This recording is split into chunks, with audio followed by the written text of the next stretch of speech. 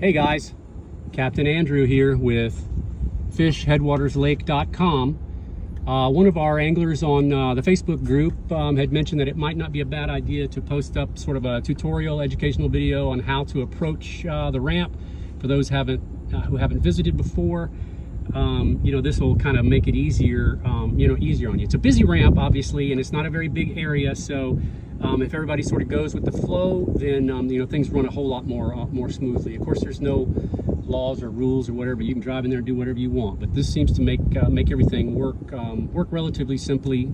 So we're going to drive along here and basically go through the normal process. So right now we're on the grade and we're facing the entrance to the ramp, which is down there on the left. If you can see the guardrails there on the left, that's the entrance to the ramp. What I want everybody to notice is on the right, those are the signs for the overflow parking. So there's only a couple of signs on this entire road, so it shouldn't be too difficult for people to identify where the overflow parking is. Big giant signs sticking out into the road. So we're going to ease forward like if we were coming down the grade. First thing in the morning, there may or may not be a line, but you can see we're probably 150 yards from the entrance to the overflow parking, right? So there's your signs. Here is the entrance. Now you don't have to walk that far. That just happens to be where the where the entrance is.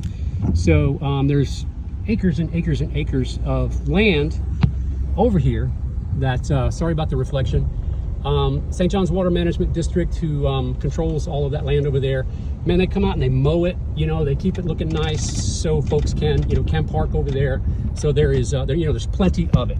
You spent the money to put the signs up, and all this kind of thing. As we're approaching the ramp now, you can feel the chatter in the road. This is why I have a tendency to drive faster than some people, because the slower you go, the more you feel that chatter. But that's just me. Pedestrian crossing. Okay, here you go. If you park in the overflow parking, you can come all the way down here to this little section right here. And again, you got some nice yellow signs, some posts up, pedestrian traffic only. So you can park all the way down here, and then you're just walking across the road here to get over to your vehicle and what have you. So, all right, here we go. We're going to pull into the parking lot. The infamous parking lot. Lots of signs. A sign right there before you even pull in. Circle hooks, catch and release. This is the infamous gate. So we have been very good, and they do not close and lock the gate.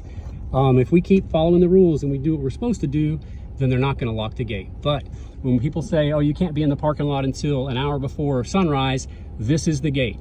Don't pass the gate until an hour before sunrise, because it is ticketable. Will they write a ticket for that? You better believe it. There were two gentlemen, duck hunters, I believe last week, who got trophy awards for entering the gate before the proper time. So, okay, we're going to turn in to the parking lot, obviously just following the road here, make it right. We got this nice long strip right here. If there's a line, it's typically backed up through here. Now, you'll notice there's some vehicles parked on the right-hand side. I'm not going to comment on this kind of thing at this time because it'll come up again eventually. But I want you to notice this sign, okay? That's all. That's everywhere. That's everything. If it's green and growing. But most specifically, this area right here is something that the owner of this property certainly doesn't want people parking on. So we have the signs up. People make their own choices. We have some trees planted over here, and we had some other shrubbery and what have you, but a lot of that was run over, and the trees are suffering. In any event, I don't want to get on the ramp, so we're cruising down the road here. There may or may not be a line here. We're continuing just driving down the path, and we're going to make a left-hand turn. The parking lot ends here at the gravel, and what most folks do first thing in the morning is the first guy, we're going to make this left turn, and he's going to ride down to the end of that road. And I'm going to pause just a minute because I do want to show, of course, the gravel lot. That's the gravel lot. So that's the first overflow. That's where most folks will you know, if the paved lot is full, then we'll pull over to the gravel lot and we'll park over there. There's a couple of signs over there by that white vehicle. There's also a locked gate over there. Don't block the locked gate because they won't give you a ticket. They will tow your vehicle. Don't block the gate. Not any day, not any time. So that's one of the access points for the water management folks. So no biggie. I don't think anybody's gotten in trouble for that. But you know, so that's trailer parking there. And then as things fill up during the course of the day, you know, people will park on this part of the gravel here as well. So we're pulling out on Monday at, what is it, like 3 o'clock or 4 o'clock or something like that. The parking lot's not even 2/3, you know, of the way full. You know, so typically there's enough parking, you know, for everybody. So it's really not a big deal. And with the overflow parking on the other side, you know, it's kind of ridiculous to not park where you're supposed to park. You can see the stripes. We did have the parking lot restriped, so we're very proud of that. Following the line, you know, we're headed towards the water, of course, right here. And typically this is sort of like, you know, the line at Disney World. We move a little bit and stop a little bit, move a little bit and stop a little bit when it's busy, this would be the same routine for pulling your trailer out as well. So basically we're going to come down this sort of the west side here, get to the end, make this left turn back towards the east, and I'm going to stop, and you can see our two ramps there. They're doing their thing. So in the morning, people are going to be pulling in, pulling out, pulling in, pulling out, doing that sort of thing, right? Okay, so most folks realize that it is a straight shot from the center lane down to the ramp. So you would just pull up to this area, and then you can back straight down to either ramp. Doing anything crooked or sideways or pulling to the left or pulling to the right is not necessary. Pull straight down until your trailer's nice and straight, and then you can just choose whichever ramp is open in this position to pull your boat out. So there's a fellow pulling out right there.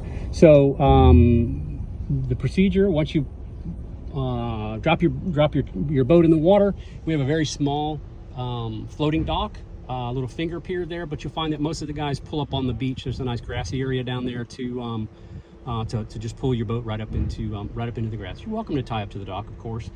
You know, most guys just park it in the grass here, or if you're able to have someone back you down, you can pull your boat out into the basin and just kind of, you know, whatever, do your thing. So you pull your trailer out, come out. The appropriate procedure so that we don't block anybody in is to pull your trailer out and turn to the right, turn to the east, facing this direction. You can then turn up this lane and look for parking, or make the loop and go around and look for parking. At the end of the day, you do the same thing. When you put your boat on the trailer, pull out, make that right-hand turn, going back to the east, you should be facing this overflow parking and no parking on the grass sign. There's a big yellow sign to tell you where the overflow parking is.